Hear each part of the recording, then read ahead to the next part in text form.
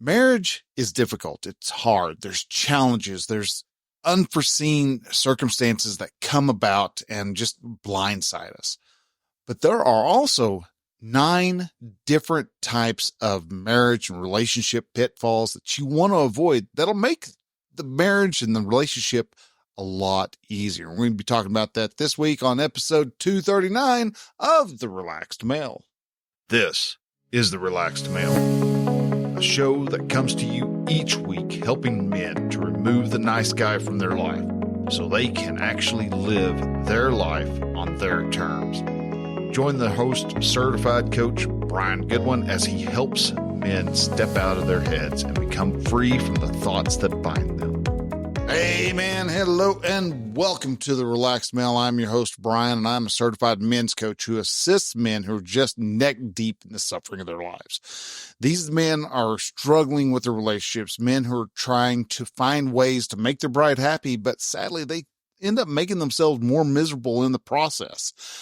What do you do? How do you fix this? How do you change your approach to your marriage? And why is this sacred institute so full of strife and tension? Well, we're going to be trying to fix a little bit of this week, because we're talking about 9 different pitfalls that will just completely mess up your marriage, mess up your relationship. And this is because a lot of the times when it comes to our relationships, we want to take a lot of stuff very personally.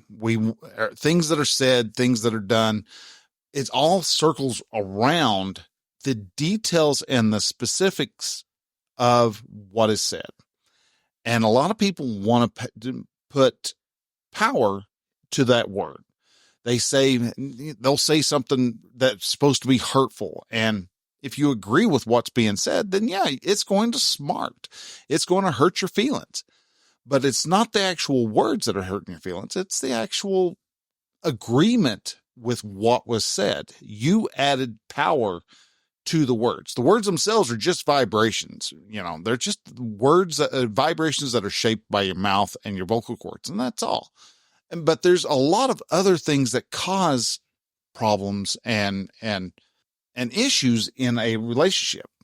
And we're going to start going ahead and jump right on in, because there's, like I said, there's 9 of them. And yeah, they can be tough. Some of them are easy to get around. Others are a little more challenging. And the first one is that the victim mindset. We struggle with a victim mindset. Everybody does.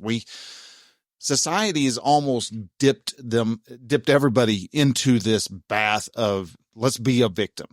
And the victim mindset and the victim themselves are just a person who gets no respect, and rightfully so. And this is something that a lot of people don't like to hear. Oh my gosh, you don't respect the victim? No, I don't respect the victim. Nobody respects the victim. Even the victim doesn't respect themselves. Nobody respects the victim because they are the victim.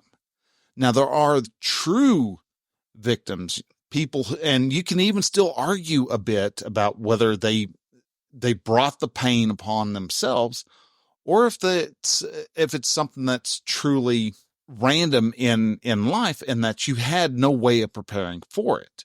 One of the, good example is walking down a street and you get robbed.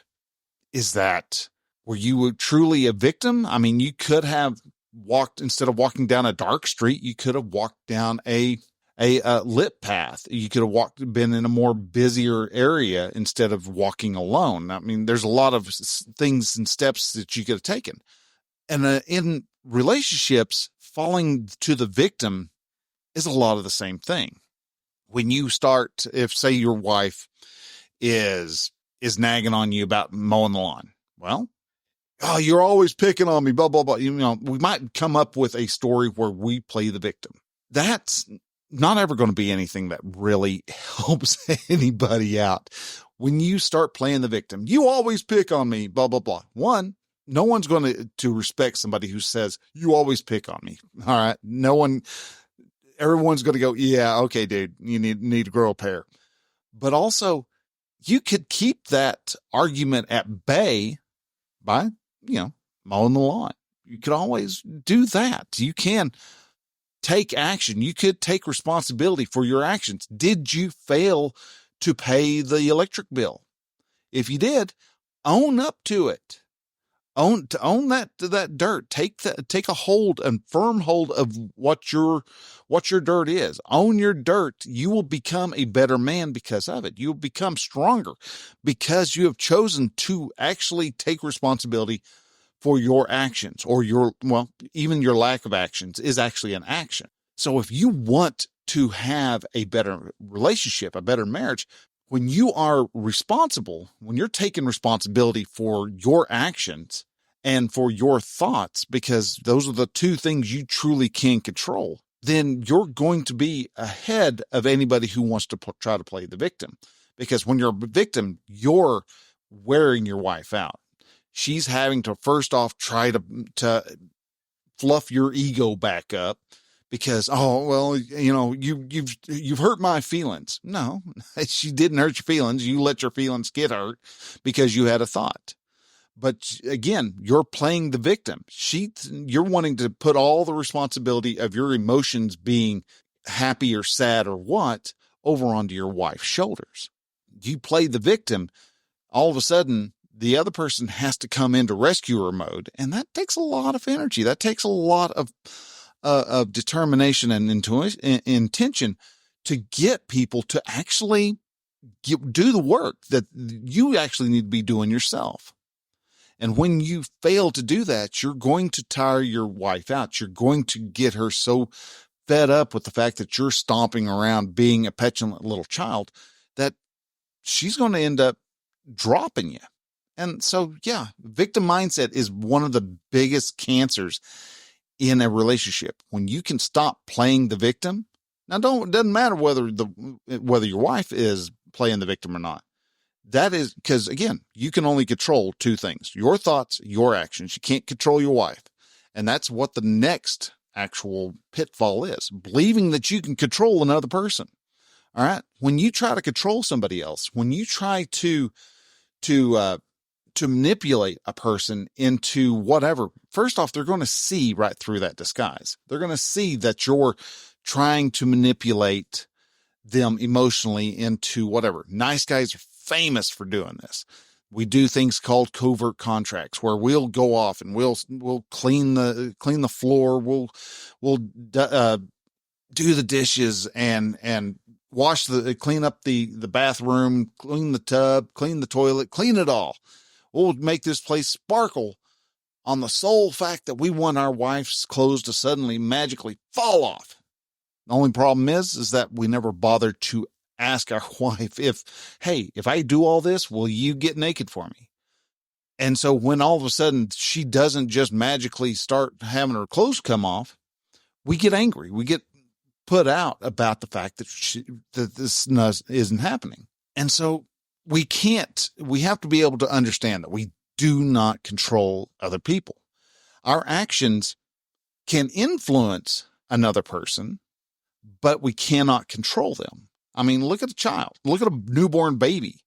I mean, that little baby, if we can control somebody, we should be able to control a little baby as to whether they're going to cry or not, or whether they're going to be happy or not. And we can't.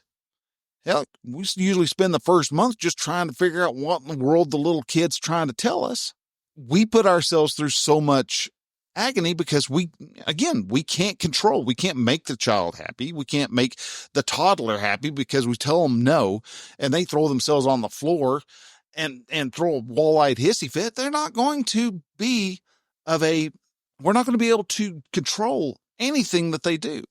They have their own thoughts. Your wife, again, has her own thoughts. You have your own thoughts, your thoughts, your thoughts, your thoughts.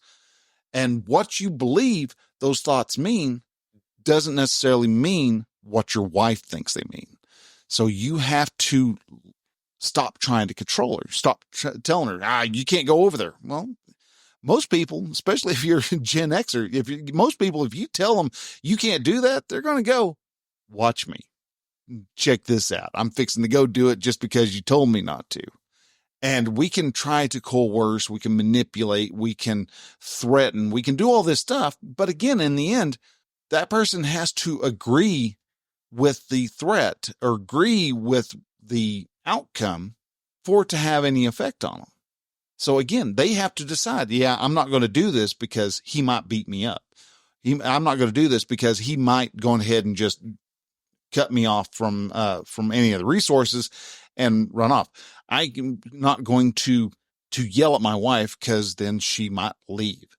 We can try to manipulate all we want, but if the person doesn't want to be manipulated, again, they're going to bowl over any threat that you try to make. They're going to call you out on it. They're going to call your bluff. And if you try to hold true, then you're just making yourself out to being worse. So trying to control people makes you turn out to be an ass, and you don't want to be an ass if you're trying to have a better, stronger, more joined connection. Another thing that that a lot of guys do that breaks down relationships, destroys marriages. Well, not necessarily destroy, but it definitely does not help the relationship at all, is when we get upset, we stonewall. We just shut down. We just, all right. Yeah. All right. Better. And that's all we'll do. We're not helping the situation. What are the results that you want from your relationship? Most guys will say that we want to have more sex and a better connection with our wife. We want our wives to be happier so that they will be happy with us. So they will show us love. Okay. Sitting there with your arms crossed and not saying anything's not helping matters at all. You're not helping your results, whatever the results you want, because remember, your thoughts create your emotions create your actions create your results. So if you're thinking, I'm just going to shut down, she can't tell me what to, she's got to stop nagging me. That's a big one I will hear guys talk about. Oh, she's just nagging all the time. Well, she's probably nagging for a reason, man. So again, she's nagging all the time. They're playing the victim line, but then as a means to combat the nagging, because they failed to uphold their responsibility, they stonewall. They want a better connection, but instead of they stonewall, they stop talking, which makes the wife frustrated. So the wife nags, they get angry. Their action is to stonewall. The stonewall causes the wife to get angry, frustrated. She stops talking. So you're breaking the connection even more.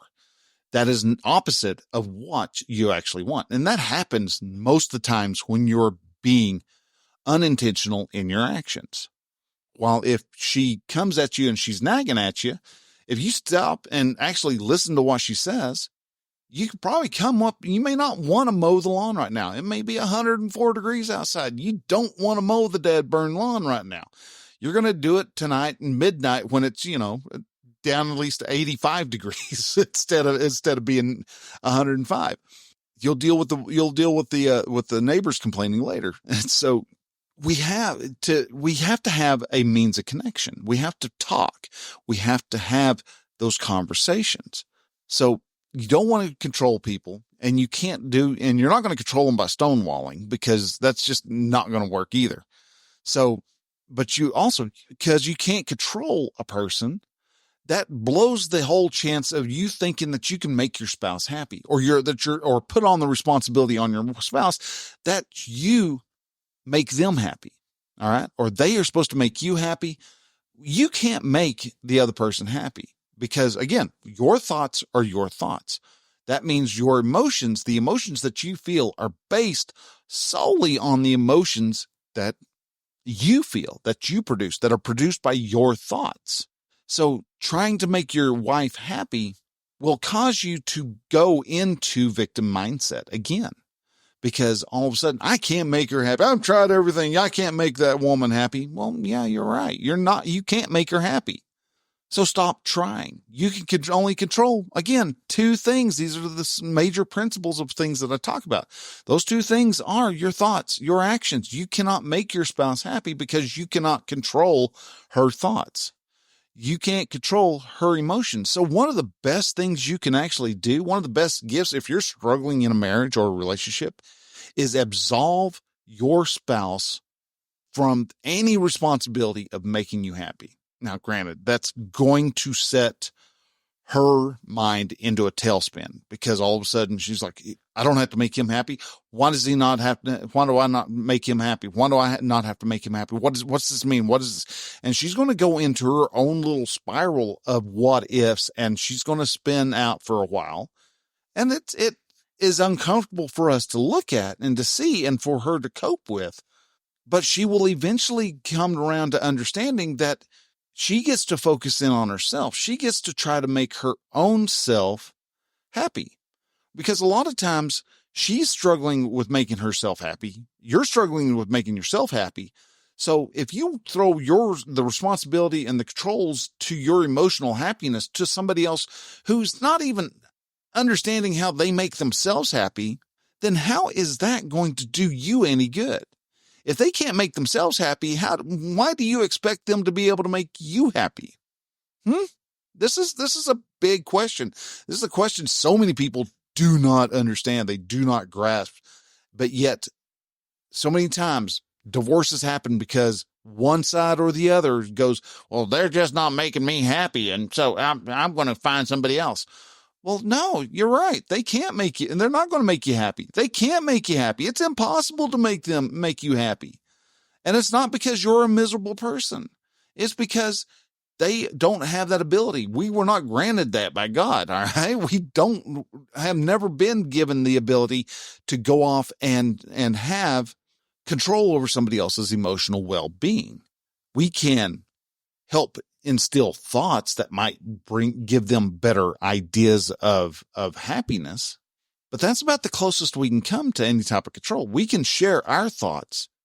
And that's what coaching does, is I share thoughts, differing thoughts and thoughts outside of the norm that allow you to have a better and different view of the world. Because a lot of times we beat ourselves up over stuff that just is not going to serve in any form, fashion, or another.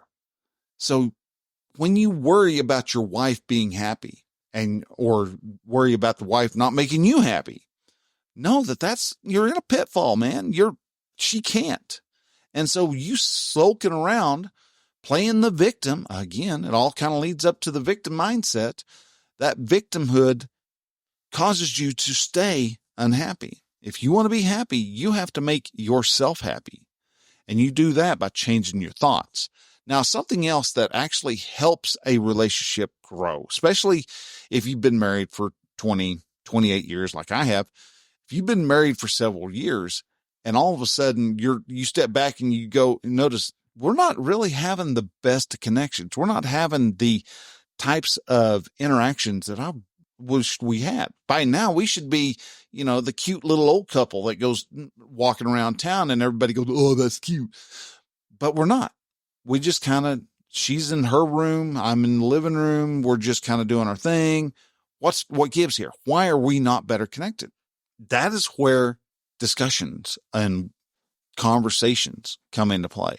So the next set of pitfalls are actually more about building a better connection. If you are not being curious, which is the next one, your relationship's going to fall apart. When you're not being curious and having a curiosity about your spouse, they're going to just not sync up like they used to. You have to continue to ask questions. What is it about your spouse? And why is it that all of a sudden they're interested in, beekeeping? And why is that all of a sudden the passion that they have? Have you ever thought of asking it? Or is it just, it's just one of her new things. She's into that. She'll be in it for a couple of weeks and then she's done with it. Is it really? Or is it that she's trying something and because you show no interest and you show no support for her, she's trying to find something to connect with you? And she's just failing to say that, or verse versa. Maybe you're the one who's jumping from passion to passion to passion, and she's just like, nah. And you're sitting there going, well, why does she not care about what I'm doing? Well, because there's no curiosity there. Why don't you ask her? Why don't you find out the solution and start asking those questions and listening to what she replies with? You become smarter, become more connected, the more you get her to talk. And that's the question.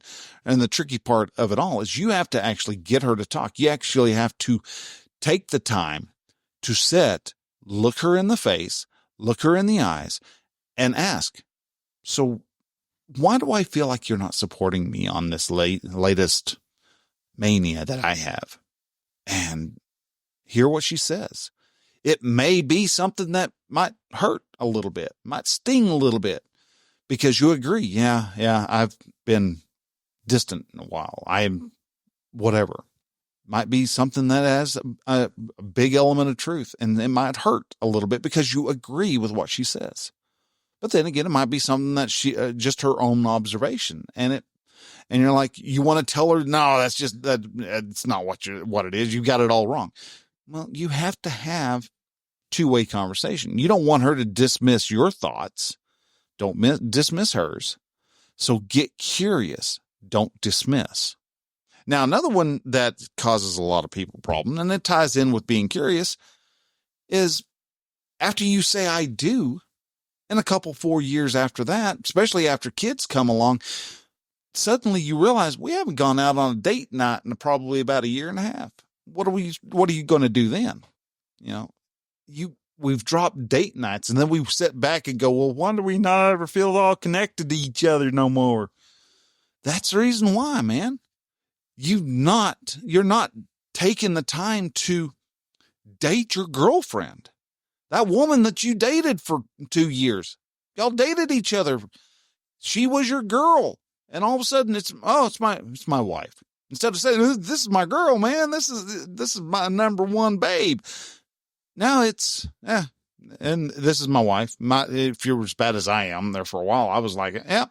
And forget to even introduce the wife to everybody around her. So it got many a discussion on that one, that you want to introduce the wife. All right, guys, that's a given. That's a tip, not a not a pitfall. But we have to have date nights. All right, we have to start treating our wife as a girlfriend again, bringing flowers, putting out little notes, I love yous and stuff. And yeah, it feels cheesy at the beginning, and that's good, because it feels cheesy is because we're uncomfortable.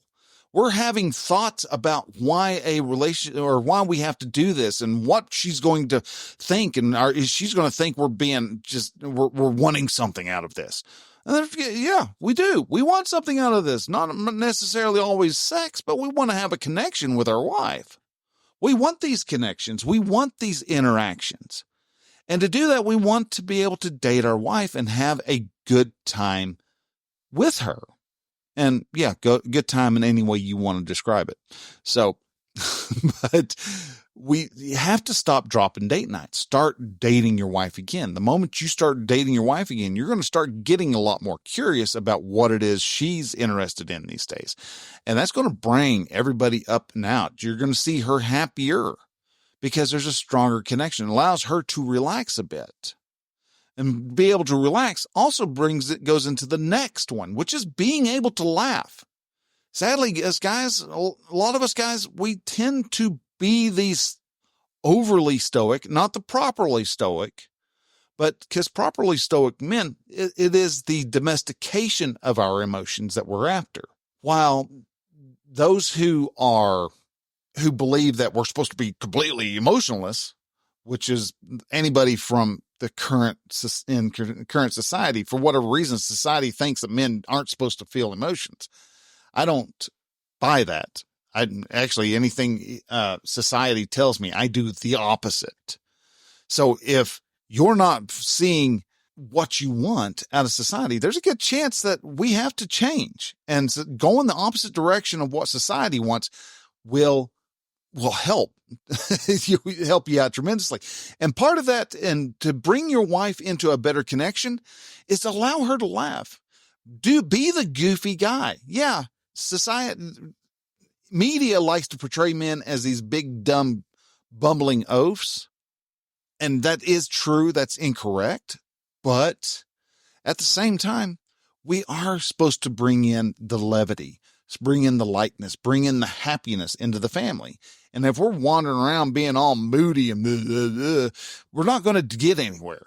All right. We're not giving our wife a reason to react and to relax and to soften herself into this relationship.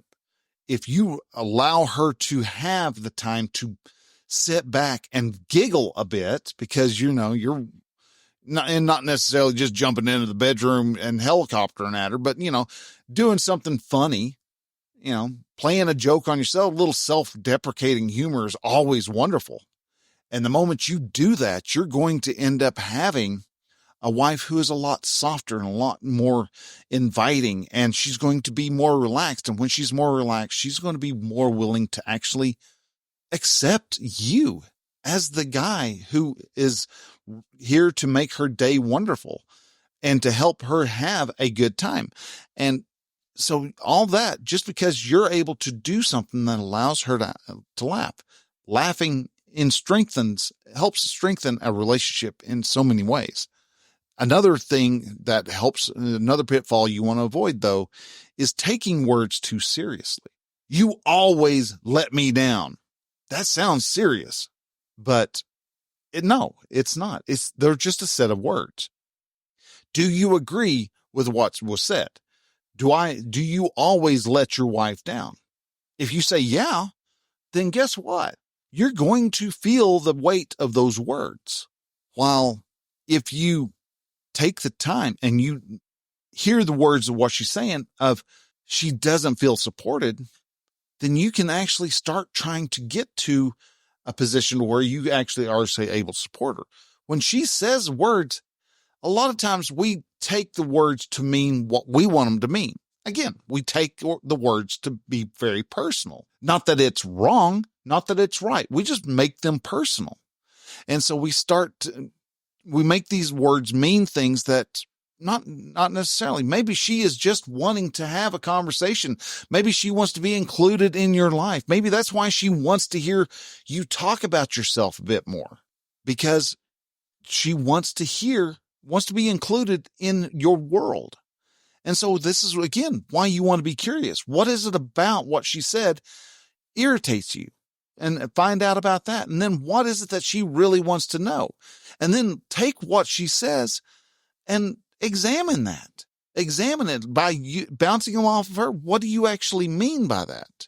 And when you have those types of conversations, when you have those abilities to share those moments together, you're going to grow and you're going to have even better relationships. You're going to have better, stronger, more meaningful connections with your wife. And the last one is the toughest. The last pitfall that so many of us fall into is that we leave disagreements unfinished.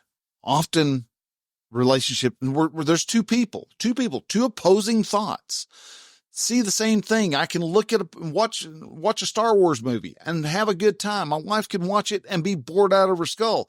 Or is she watching a different Star Wars movie? No. The circumstances are completely neutral until we apply a thought to it. And so your wife, when she says words and you say words, y'all are going to incorporate two different meanings because they're two humans with two different thoughts. And so there's a lot of times there's going to be a lot of friction. There's going to be a disagreement to what is being said. And this is where we start to get conflict. And so many of us are very conflict avoidant. We start getting into fights or start getting an argument and it's victim, I'm being victim. And they throw that out and then run away. Or the other one just stonewalls and again, runs away. And they wait until the heat of that argument calms down. And then they come back trying to act like the fight never happened. And yeah, you can pretend that the fight never happened and she can pretend that the fight never happened and things can kind of get back together, but it's always going to have that weird, awkward sensation about it until you stand face to face with her and you hear what she says, she hears what you say, and you don't fall into the victim mindset. You don't sit there and think, well, she's woke up today. She's out to get my goat. She's out to piss me off. No, don't assume ill intentions. Don't assume ill intentions. Don't go into the area of you're wrong. What if the other person's not wrong? They're just having their own experience, right? And then if you would take leaned in and started becoming more curious about what their complaint is, and without falling into the victimhood, you will actually have better conversations with each other. But that's the problem, is we want to fall into the victim. Oh, well, I know I'm just a loser. I'm just the dad. I don't know what in the hell I'm talking about, and go stomp off. Then all of a sudden wife has to come and rescue you. Well, that's going to irk her. You're destroying the connection. You're destroying the trust. You're destroying everything that's needed for a good romantic connection and strong marriage to come about. So you have to learn how to talk to each other. You have to learn how to share your thoughts boldly. Share your thoughts with confidence that you are saying them correctly, and that you're going to allow your wife to have whatever emotion she wants to have. If she gets pissed off because you said something, okay. Did you say it right? Yes. Okay. If not, then maybe check and see if you can do a do-over. That might help out tremendously, to go off and say, well, I said that sounded way better in my head than it actually came out. So let's try this again. And if she agrees, then great. You can go through and re-say it and maybe have a better outcome. But if you have a disagreement, if you have conflict, if you're having an argument and a fight, don't run from it, because all you're going to do is you're going to tear those connections apart, and they're going to be weaker. But if you sit through and have the conversation until you hit resolution, those connections, even slightly frayed for a bit, are going to rejoin, and they're going to be stronger. And when you have those stronger connections, you're going to have a better marriage, and you're going to understand each other a lot more. But it takes work. Marriage is not easy. Marriage is not for the faint of heart. As you've heard, it is a lot of work, because you have two people who make life easy. I mean, we're all full of emotions, and some humans and emotions are messy. And that's what makes us so beautiful and so wonderful, is the fact that we have these insanely messy emotions that erupt and blow up at the most inopportune times because we had some thought. It happens, and we're good, and we're okay. And if you would like to be able to have better, stronger, more in-depth emotions, or not emotions, more in-depth. Well, you'll have more in-depth emotions as we go through and get coached about your relationships. But we have more in-depth relationships where y'all are able to have those late night discussions again, where y'all don't run away from disagreements. Y'all actually lean into those disagreements, because you know that that conflict, that discomfort that you're feeling in that, all that anxiety that you feel because she's getting a little bit yelly, and so you're getting a little bit yelly back. You go through that discomfort. All of a sudden you find that on the other side of that discomfort is a better relationship. And I can help you with that. I can help you have a better, stronger relationship. And if you're interested in it, you can always go to the website at relaxedmale.com, and you will see a place that you can actually go and get consultation. Or at the bottom of the show notes here, you'll see a link that will take you to relaxedmale.com/lovebirds. And you can actually have the better relationship. You can allow me to coach you into having that better, stronger relationship if you're interested. If you are still looking and listening, still growing from the shows, but you think that this show resonated with you and you'd like to share it with your friends, please share it out. Share it on Facebook and Twitter and any place else that you're at. And let people know that we have this show called Relaxed Male. It's the show that helps guys become better men and have stronger relationships, and all because they take the time to stop, listen, stop being victims. They start building up their mind and working on their body and finding their passion and building their group of their band of brothers. These are all important things that men do. Thanks to Relaxed Male, that message is getting out. And so you can actually share that with your friends too. So guys, with that, I want to say thank you very much for listening. Y'all take care. Y'all have a great rest of the week, and we will see y'all next Thursday. Till then, bye.